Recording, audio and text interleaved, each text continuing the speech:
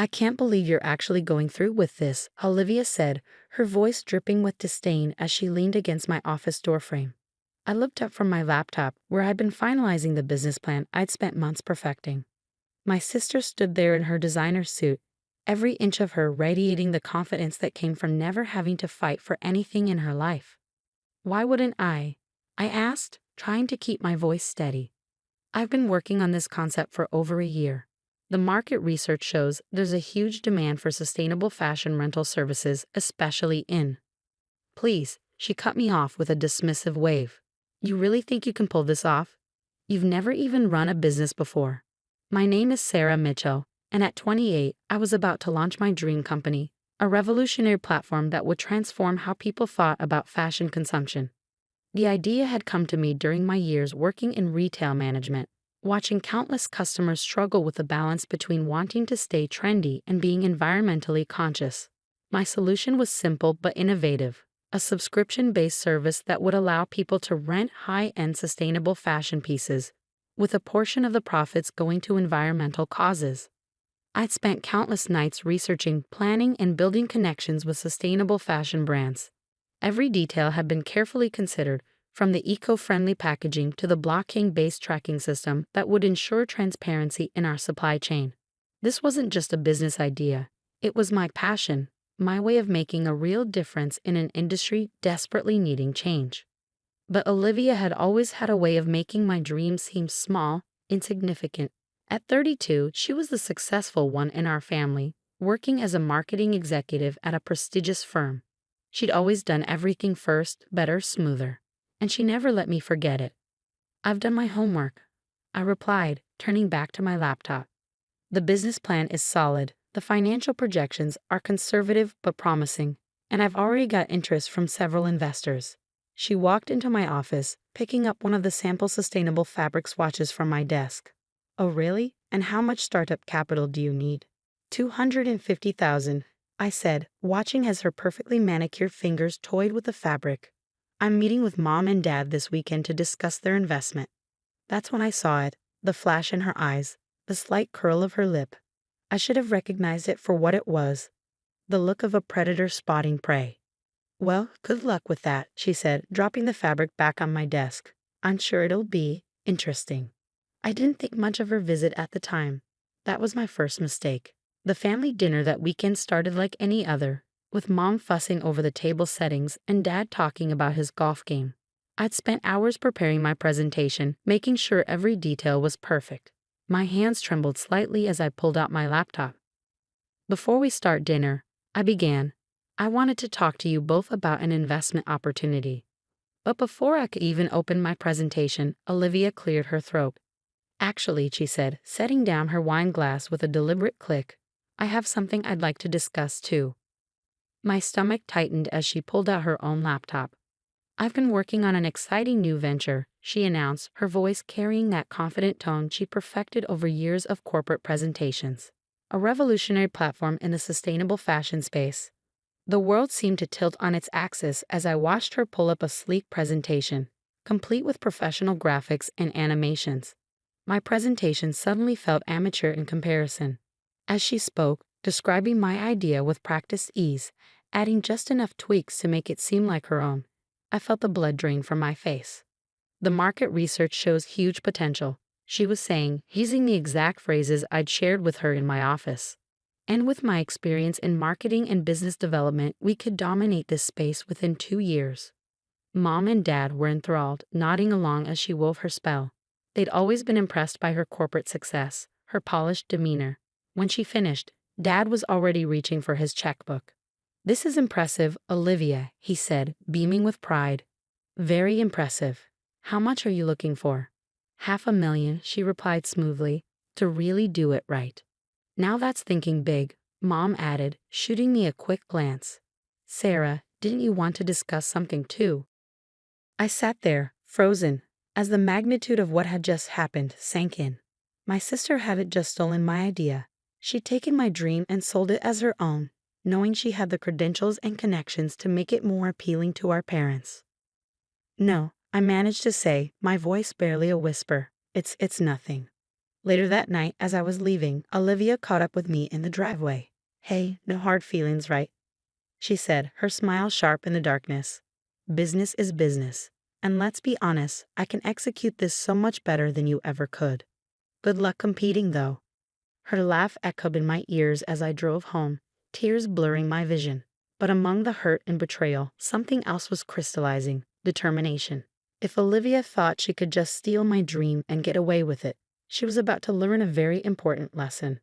I spent that night going through everything: all my research, my contacts, my plans. Olivia might have taken my basic idea, but she didn't have the depth of knowledge I'd accumulated over the past year. She didn't have the relationships I'd built with sustainable fashion brands, or the understanding of the complex supply chain issues involved. Most importantly, she didn't have my backup plan. You see, while developing my business concept, I discovered something crucial. The sustainable fashion industry had a significant authentication problem. Many brands claiming to be eco-friendly were actually greenwashing their products, using clever marketing to hide unsustainable practices. My original business plan had included a proprietary authentication system that would use blockchain technology to track and verify the sustainability claims of our partner brands. It was complex, technical, and I hadn't shared those details with Olivia during her office visit. She had the shell of my idea, but not its revolutionary core. The next morning, I called Marcus, my best friend from college who now worked in tech development. "Remember that authentication system we discussed?" I asked. "How quickly can we make it operational?" "The prototype's already built," he replied. "We could have a working version in 3 months, maybe less." "Why?" I took a deep breath. "Because we're going to beat my sister at her own game." Over the next few weeks, I watched from a distance as Olivia threw our parents' money at launching her version of my business. She hired a flashy PR firm, rented expensive office space, and started making grand promises about revolutionizing sustainable fashion. Her company, which she named EcoChick, generated quite a buzz in the local business scene. Meanwhile, I worked quietly but steadily. I sold my car, emptied my savings, and took out a small business loan. It wasn't $500,000, but it was enough to start. Marcus and his team worked around the clock on the authentication system, while I focused on building real relationships with truly sustainable brands who understood the value of what we were creating. I named my company TrueThread: simple, honest, and direct. Everything Olivia wasn't. 3 months later, just as EcoChick was preparing for its grand launch, I made my move. I didn't do it with flashy PR or expensive parties. Instead, I published a detailed white paper revealing the extent of greenwashing in the fashion industry, along with our blockchain-based solution for authenticating truly sustainable products. The paper went viral in sustainability circles. Major fashion blogs picked it up, and suddenly TrueThread was being hailed as a potential game-changer in sustainable fashion. More importantly, several high-profile sustainable brands reached out, excited about the possibility of proving their eco-friendly credentials. Olivia's launch party was scheduled for the following week. I didn't attend, but I heard all about it from Mom, who called to tell me how impressive everything looked. The offices were beautiful, the champagne was flowing, and Olivia gave a passionate speech about revolutionizing sustainable fashion. What Olivia didn't know was that 3 of her biggest potential brand partners had already signed exclusive agreements with TrueThread. They'd been impressed by our authentication system and our genuine commitment to sustainability. More importantly, they'd been concerned about the lack of technical depth in EcoChick's approach. The first cracks in Olivia's facade appeared about 2 months after her launch. Without proper authentication measures, EcoChick had accidentally partnered with several brands that were later exposed for greenwashing. The scandal was minor, but it was enough to make other potential partners nervous. Meanwhile, TrueThread was growing steadily. Our authentication system was proving its worth, and our commitment to transparency was attracting both customers and partners. We weren't growing as fast as EcoChick, but we were building something sustainable in every sense of the word. I was in my office late one evening, reviewing partnership agreements, when my phone buzzed with a text from Mom. "Olivia's been drinking. She's very upset." "What did you do?" I didn't respond. I knew what was coming. The next morning, Olivia showed up at my office. Gone was the designer suit and the perfect makeup. She looked tired, desperate. "We need to talk," she said, her voice lacking its usual confidence. I gestured to the chair across from my desk, the same spot where, months ago, she had dismissed my dreams with a wave of her hand. "I'm listening," I said quietly, watching as my sister struggled to find the words that would salvage her failing business. And in that moment, I realized that sometimes the sweetest victory isn't in watching your enemies fall, but in knowing you succeeded despite them. Olivia sat across from me, fidgeting with her watch, a nervous habit I hadn't seen since we were kids. The morning light streaming through my office window highlighted the dark circles under her eyes, the slight tremor in her hands. This wasn't the polished sister who had smugly stolen my dreams. This was someone on the edge of desperation. "I need your help," she finally said, the words seeming to physically pain her. "EcoChick is in trouble." I leaned back in my chair, letting the silence stretch between us. Part of me wanted to savor this moment, to let her feel the full weight of her actions. But another part, the part that remembered building sandcastles with her at the beach and sharing secrets under blanket forts, ached at seeing her so broken. "What kind of trouble?" I asked, keeping my voice neutral. She ran a hand through her hair, a gesture so uncharacteristically vulnerable that it caught me off guard. "Everything's falling apart," she admitted. "The greenwashing scandal was just the beginning. We've lost 3 more brand partnerships this week. Our authentication process is a mess. We can't verify half the claims our partners make about their sustainability practices. And now," she paused, swallowing hard, "now there's a class action lawsuit brewing. Some customers are claiming we misled them about the environmental impact of our products." I felt my stomach tighten. A lawsuit could not only destroy EcoChick, but could damage the entire sustainable fashion movement we were trying to build. This was bigger than just Olivia's failure. It could hurt the very cause I dedicated myself to. "What about Mom and Dad's investment?" I asked, already dreading the answer. Olivia's eyes welled up. "Gone. All of it. $500,000. I've tried everything, Sarah. Hired consultants, brought in experts, but nothing works. We need your authentication system. We need TrueThread's credibility." The irony wasn't lost on me. The sister who had dismissed my capabilities, who had stolen my idea and claimed she could execute it better, was now asking for the very expertise she'd once mocked. "And what exactly are you proposing?" I asked, my voice steady despite the turmoil of emotions inside me. "A merger," she said quickly, as if getting the words out faster would make them more palatable. "EcoChick and TrueThread. Together we'd have the market presence and the technical backbone. You have the authentication system and the trust of the sustainable brands. We have the marketing reach and the customer base. It makes sense." I stood up and walked to the window, looking out at the city skyline. The same view I'd stared at countless nights while building TrueThread from scratch, without family support or connections. Just pure determination and belief in my vision.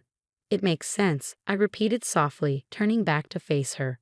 "Just like it made sense for you to steal my idea and convince our parents to invest in you instead of me. Just like it made sense to laugh in my face and tell me I couldn't compete." Olivia flinched. "I was wrong," she whispered. "I was arrogant and cruel, and I was wrong about everything. You've built something amazing here, something real. I just took the surface idea and threw money at it, but you understood the depth of what was needed. You always did." Her admission hung in the air between us, heavy with years of rivalry and resentment. I sat back down, pulling up TrueThread's latest financial reports on my computer. "Do you know what these numbers mean, Olivia?" I asked, turning the screen toward her. "They show that TrueThread is now valued at over $5 million. We're profitable, growing, and most importantly, we're making a real difference in the industry. We've helped expose 3 major greenwashing operations and provided certification for dozens of genuinely sustainable brands." I let that sink in before continuing. "And do you know how we got here? By understanding that sustainability isn't just a marketing buzzword. It's a commitment that requires knowledge, transparency, and integrity." Olivia nodded, wiping away a tear. "I know that now, but it's not just about the money anymore, Sarah. If EcoChick goes down like this, it could damage consumer trust in sustainable fashion for years. Everything you've worked for, everything you believe in, it could all be tainted by association." She was right, and that was the most frustrating part. The sustainable fashion movement was still fragile, still fighting against decades of fast fashion dominance. A high-profile failure and lawsuit could set us back years. I pulled up another document on my computer, One I'd prepared months ago, almost as if I'd known this day would come. I'm not interested in a merger, I said firmly, watching her face fall. But I am willing to discuss an acquisition. Her head snapped up. An acquisition? TruthThread would absorb Ecochic's assets and customer base.